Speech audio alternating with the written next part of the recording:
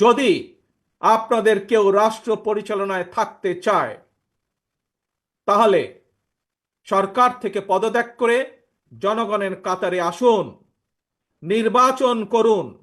মেনে চলা, ইশরাকের ক্ষমতা গ্রহণ বা ইশরাকের শপথ গ্রহণে বাধা সৃষ্টি করে আজ আমরা আবারও স্বৈরাচারী মানসিকতার বহিঃপ্রকাশ দেখতে পাচ্ছি। প্রিয় তরুণ প্রজন্মের ভাই বোনেরা, নিরপেক্ষতা এবং বিশ্বাসযোগ্যতাই কিন্তু অন্তর্বর্তীকালীন সরকারের প্রধান পুঁজি। তাই তাদের প্রতি আমাদের আহ্বান থাকবে, তাদের প্রতি আমাদের পরামর্শ থাকবে।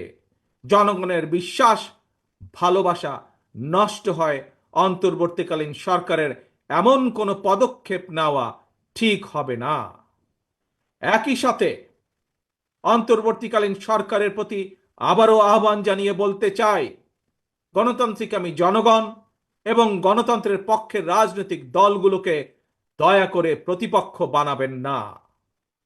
যদি আপনাদের কেউ রাষ্ট্র পরিচালনায় থাকতে চায়, তাহলে সরকার থেকে পদত্যাগ করে জনগণের কাতারে আসুন, নির্বাচন করুন। যদি ভবিষ্যতে নির্বাচনে জনগণের রায় পান, তাহলে আবার সরকারের দায়িত্ব গ্রহণ করুন। প্রিয় তরুণ প্রজন্মের ভাই বোনেরা, গত 1.5 দশকে ভোটার তালিকায় প্রায় 3.5 কোটি ভোটার সংযুক্ত হয়েছেন, নতুন ভোটার সংযুক্ত হয়েছেন। এই নতুন ভোটাররা আজ পর্যন্ত একটি জাতীয় নির্বাচনেও ভোট দিয়ে তাদের নিজের পছন্দের প্রার্থীকে জনপ্রতিনিধি নির্বাচিত করার সুযোগ পায়নি। পতিত পরাজিত পলাতক স্বৈরাচারের কাছে মানুষের অধিকার প্রতিষ্ঠা কিংবা নির্বাচন কোনো গুরুত্বপূর্ণ কিছু ছিল না।